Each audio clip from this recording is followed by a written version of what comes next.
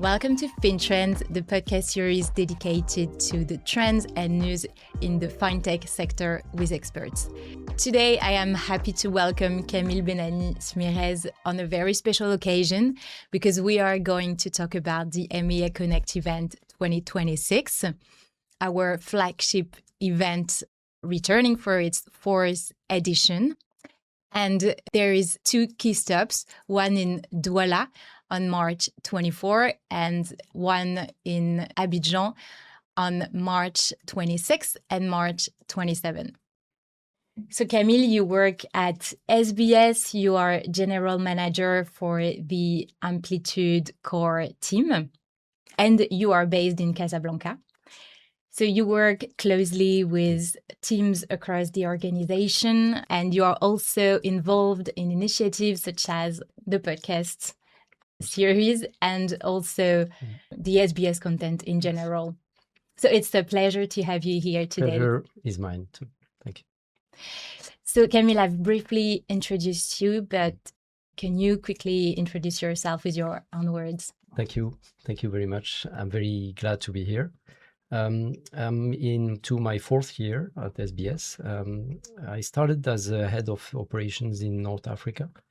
And since our reorganization 2 years ago, I'm happy to be the general manager of Amplitude, working with amazing teams for more than 240 banks across Africa. And I'm very happy to be here to talk about our Connect, our flagship event. So why was it created in the first place? Well, Connect started 3 years ago. It's a testimony of our, let's say, core transformation within SBS. We try to be more client-focused, more market-led, and Connect shows everything about that. So when we created Connect, the first one was in Abidjan in 2023, under the sponsorship of Raouf Meni and Eric Bierry. It was the first time we created such an event at SBS level. Our goal was to have more client intimacy and show our clients what we were doing linked to their market. It was a success in a one-day event, such a success that we had 3 more events since then in Marrakesh and Casablanca, and this year with Douala and Abidjan in 1 week. And the experience was also inspiring for all the other regions at SBS, and they all now have their Connect every year where they meet clients and discuss let's say strategic topics, operational topics, and of course, product topics. So you said that the initiative started 3 years ago. How has it evolved over the last few years?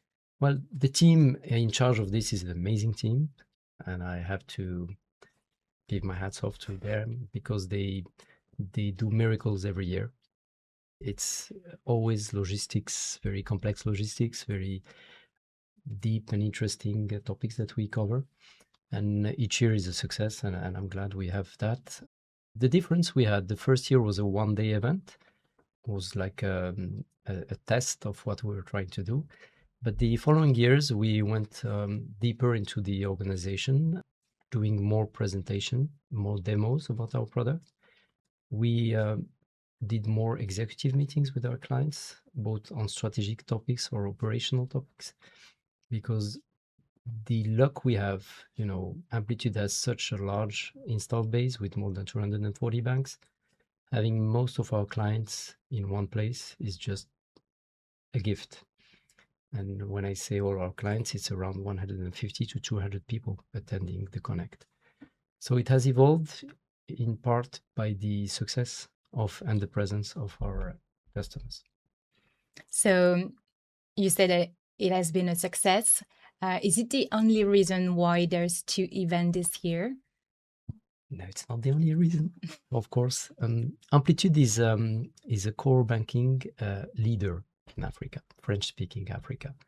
We have 60% of market share in Western Africa and Central Africa. The idea between these 2 connects is to be close to our clients, close to our markets, and those are the 2 markets where we are present and that counts for us. So our goal was to adapt the Connect. One is going to be in Douala. We're going to talk more about microfinance more about operational efficiency. In Abidjan, we're going to talk also microfinance, of course, but more about maybe the digital part of it and more about regulatory projects around payments and also for cross-border operations for banking groups. So you mentioned the fact that the topics will be different according to the region. How does the event reflects the social and economic realities of each host? Yeah. Well, there are going to be same topics around technology, around our innovations with data, with AI, and also the API openness of our solution, because I think it's a game changer for the, let's say, the progress of banking in Africa. But we will look at more operational topics. In Douala, we will try to look at examples of microfinance and how we can help our clients evolve in their processes and tools. Whereas in Abidjan, we might have more focus on the data, on AI, and on the payment part. That's the difference. Do you have a concrete example of a topic, similar topic, that will be addressed differently in Abidjan and in Douala? Yes, the goal we have in Douala, since we have many microfinance institutions there, is to do a more hands-on workshop with them to tackle more operational topics. Whereas in Abidjan, it's going to be more about how we industrialize the data journey of their clients. So that's the main difference between these two. I'm curious about one last thing. Can we expect any surprises this year? Well, an MEA Connect without a surprise is not an MEA Connect. The other thing is that I cannot disclose anything. Otherwise, I can have a lot of problems with the marketing team, the amazing marketing team. Yeah. But there will be a surprise, and it's a secret. That's all I can say. Okay. I long for it. So an important topic for this Connect 2026 will be the fact that tailored services are very important. Services must be tailored to the specific needs of the populations, whether they are individuals, artisans, SMEs, or large corporations. It's a topic that's really important for SBS. And I don't know if you remember, but last year we launched our first Banking is Local article, and you signed it. The name of the article was How Digital Wallets Helped Transform the Lives of Millions in Africa. And this very example shows that tailored solutions are a game changer. So I was wondering, how can a bank adapt its services to its customer? You know, in any business in the world, if you start with the customer need, you're not far from the truth. For the banks, if they start with the customer need, they will know what they need to do. I will give some example. For the, let's say, young urban population, they will want quick access to financial services, let's say digital onboarding, everything fast, everything on the phone.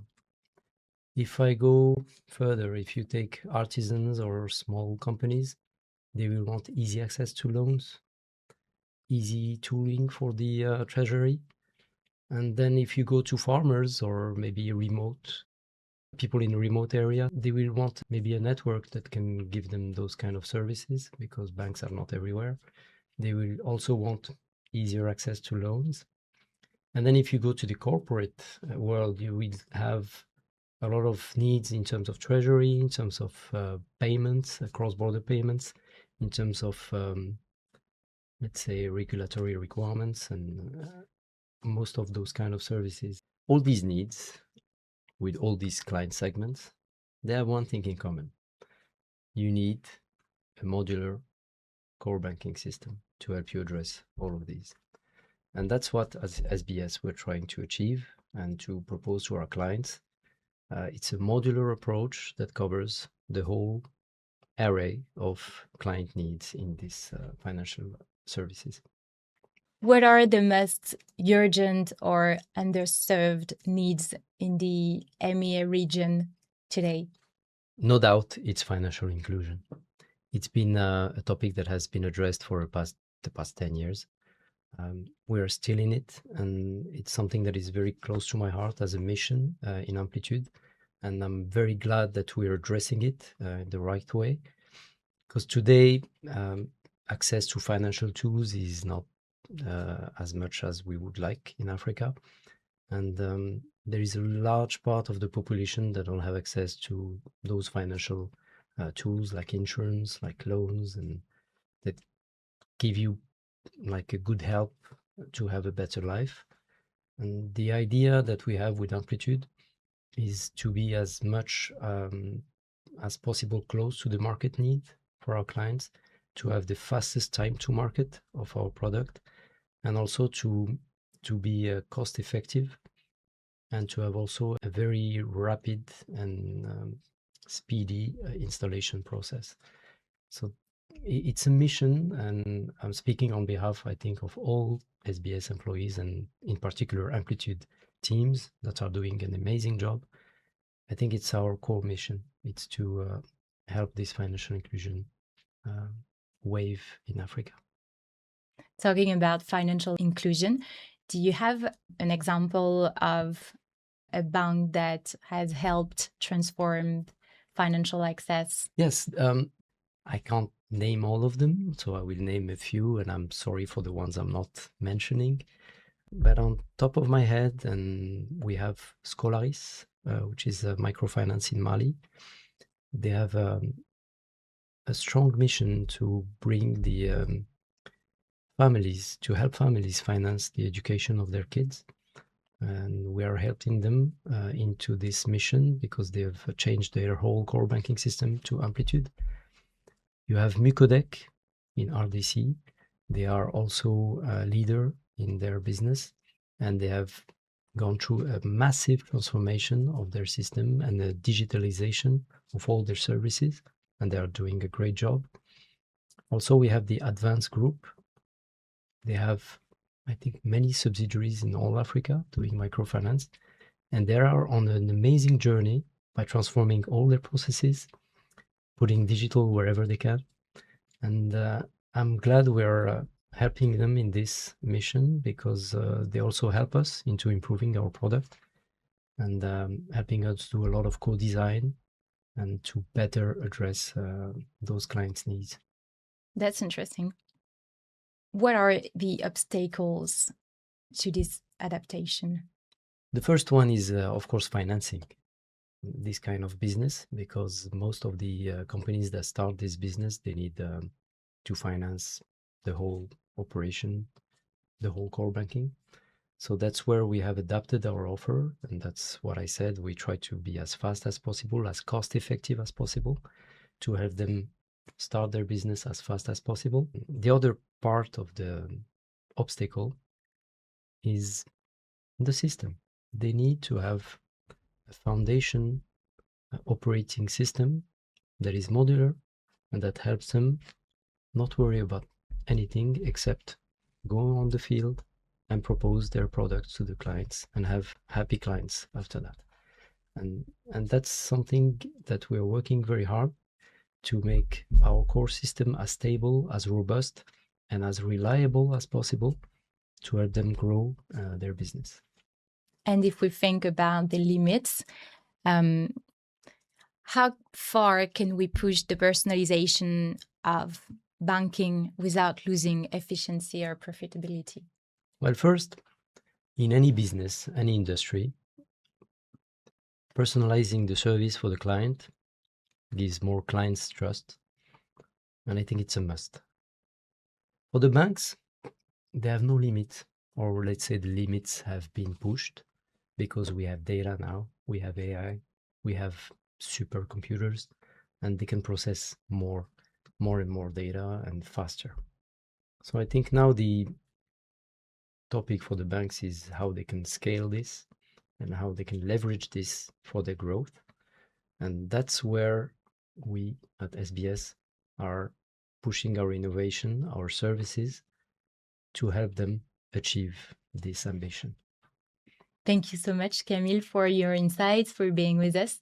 and I look forward to the Connect event. Thank you very much. It was a pleasure.